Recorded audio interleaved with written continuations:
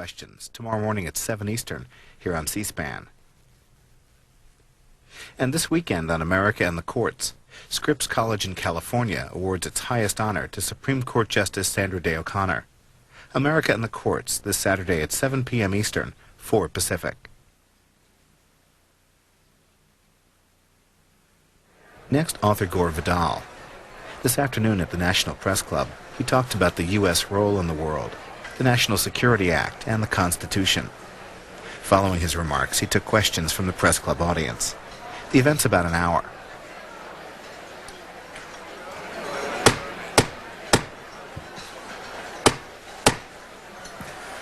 Good afternoon. Welcome to the National Press Club. This is our 90th anniversary year. My name is Doug Harbrecht. I'm president of the National Press Club and Washington News editor of Business Week magazine, a McGraw-Hill Companies publication.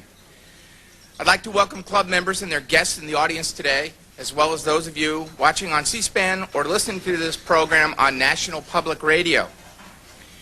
Before introducing our head table, I would like to remind our members of some upcoming speakers. Tomorrow, Secretary of Agriculture Dan Glickman will speak about food safety. And our last speaker in March will be James Wolfenson, President of the World Bank, speaking on March 25th. In April, we'll hear Michel Comdessus, Managing Director of the International Monetary Fund, on April 2nd. Stephen Goldstone, Chair and CEO of JR Nabisco, on April 3rd. Mac McLarty, Counselor to the President and Special Envoy to the Americas, on April 9th. Marvin Runyon, Postmaster General, on April 14th. Charles Rosati, Commissioner of the Internal Revenue Service, will appear, of course, on Tax Day, April 15th.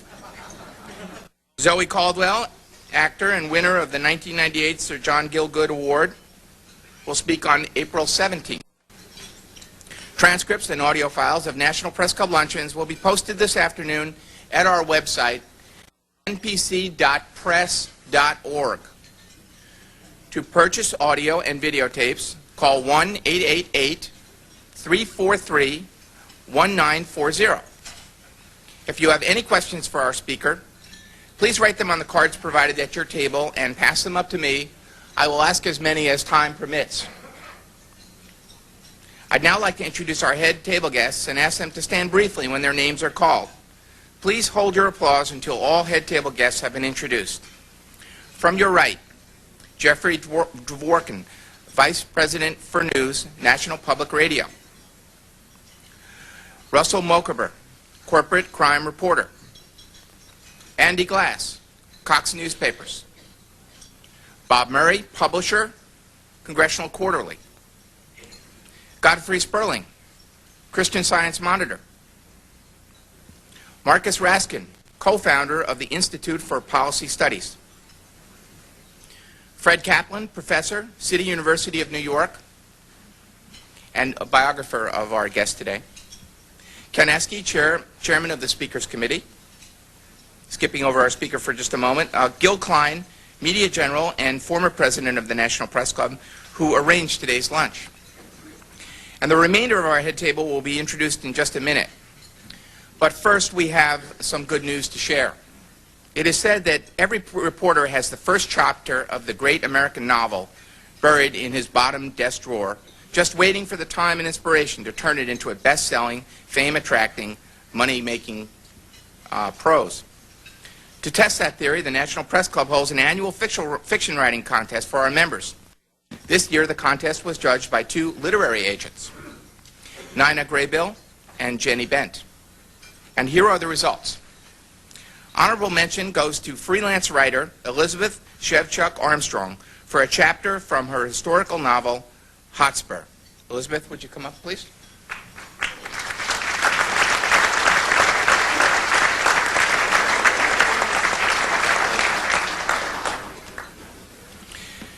Second honorable mention goes to Ron Geigley of Geigley and Associates for his story, The Woods. Ron?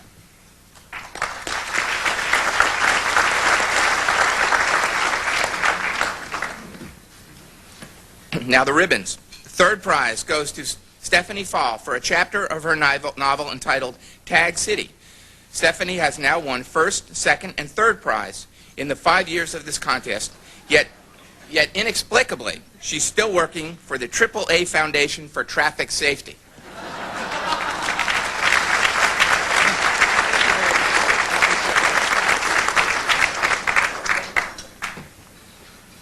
Second prize goes to Grant Dillman. Grant, who was UPI bureau chief, literally had this novel entitled Impatient Mistress in his bottom drawer for decades.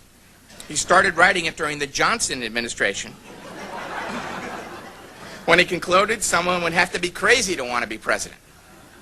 It's the story of a president who suffers from schizophrenia, and the wire service reporter, I wonder who that is, who finds out about it despite the White House's best efforts to conceal it. Grant.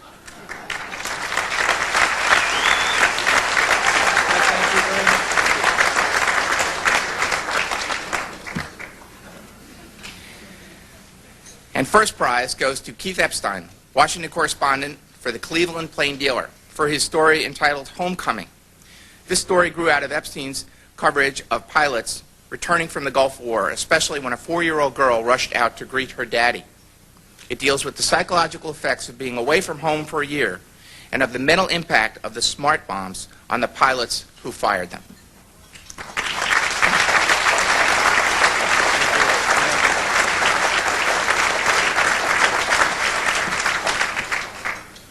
Well, congratulations to you all. And now to our speaker. Today we are pleased to have with us Mr. Gore Vidal, a man who has been described, not by himself, but by the Boston Globe, as our greatest living man of letters. Back when Mr. Vidal was beginning his trade, he shocked the public by writing about sex and scandal in Washington.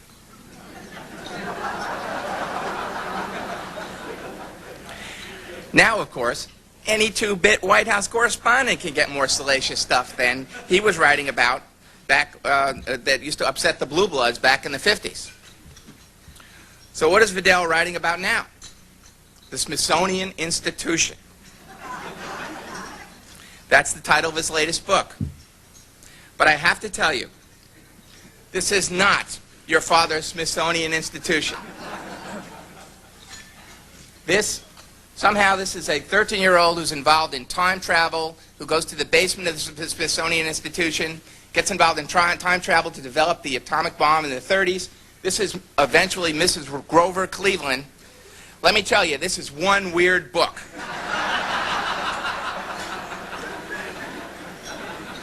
Had a lot of fun to read, but I hope he'll explain more about it to us today. The last time Mr. Vidal spoke here in 1994, he had already been at our podium about a dozen times. And his father, an aviation pioneer, as well as his grandfather, Senator Thomas Pryor Gore of Oklahoma, spoke here as well. One can imagine in the Vidal homestead in Ravello, Italy, shelf upon shelf of National Press Club mugs dating back to the early part of the 20th century. So it is only fitting that he speak to us just days before our 90th anniversary.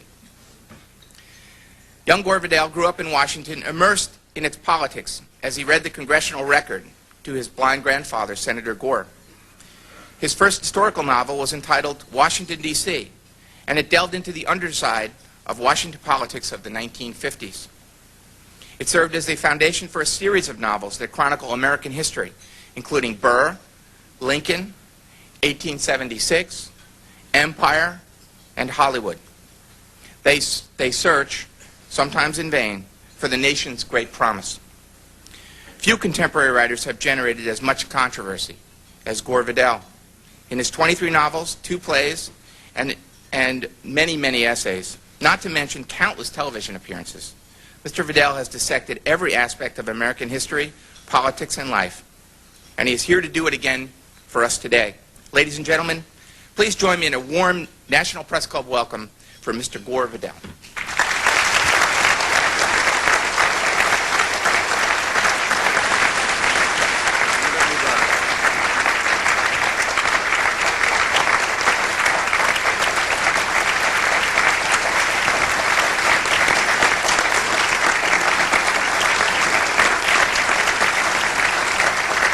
Thank you. I first spoke here in 1961, and I have mixed feelings about the press, as everybody does, but you are the most wonderful audience because you eat lunch faster than any group that I have ever talked to. I mean, it is such a joy. It's just over like that.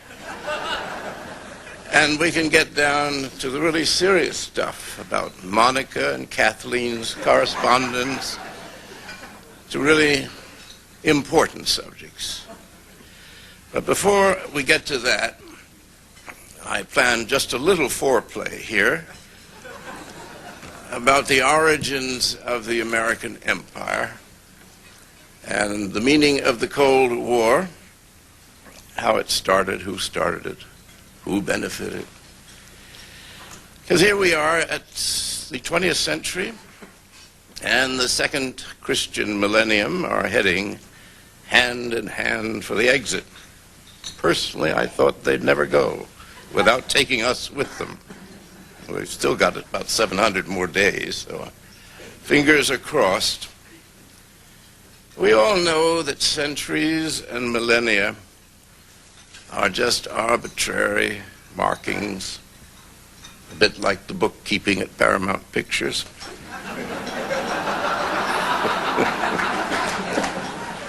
I see some of you have made movie sales. But symbolically, they mean a lot to those who are interested in why we are today what we are and doing what we are doing.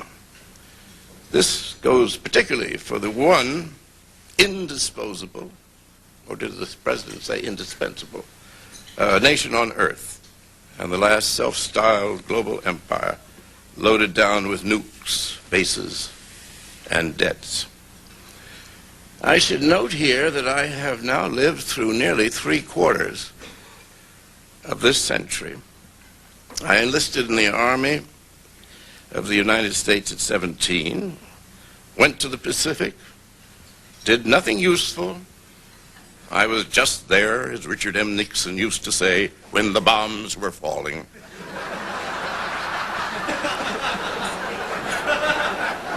Actually, the bombs are not really falling on either one of us. I was writing a novel, and he was making a fortune playing poker.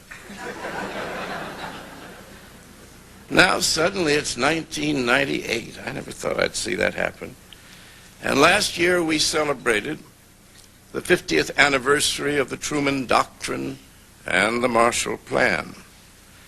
Also, more ominously, last July 26 was the 50th anniversary of the National Security Act that, without any national debate or the people's consent, replaced the old American Republic with a national security state very much in the global empire business, which explains, but first let us get into the time machine.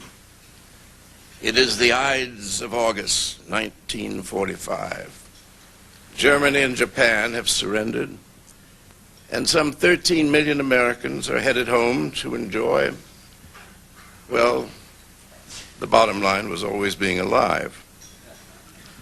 Home turned out to be a sort of fairground where fireworks go off and the band plays Don't Sit Under the Apple Tree, and an endlessly enticing funhouse flings open its doors and we file through. We enjoy halls of mirrors where everyone is comically distorted, ride through all the various tunnels of love, and take scary tours of horror chambers where skeletons and cobwebs and bats brush past us.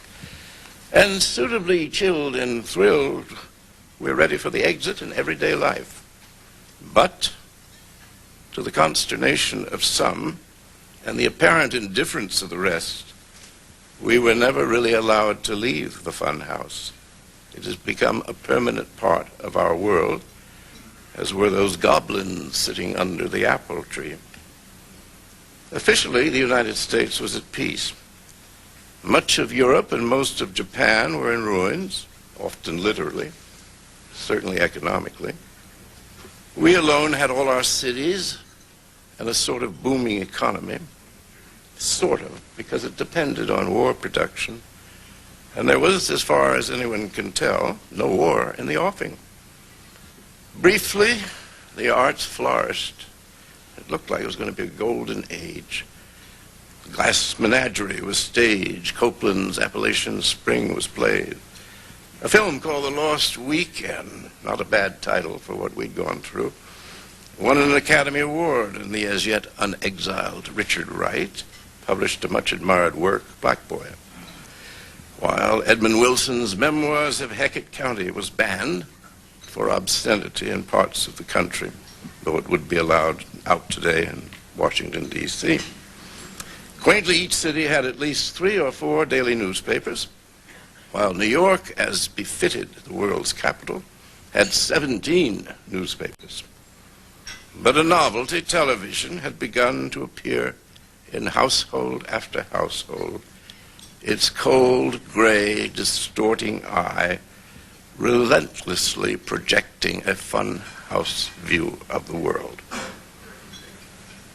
Those who followed the ugly new minted word media began to note that often while watching television, we kept fading in and out of a chamber of horrors.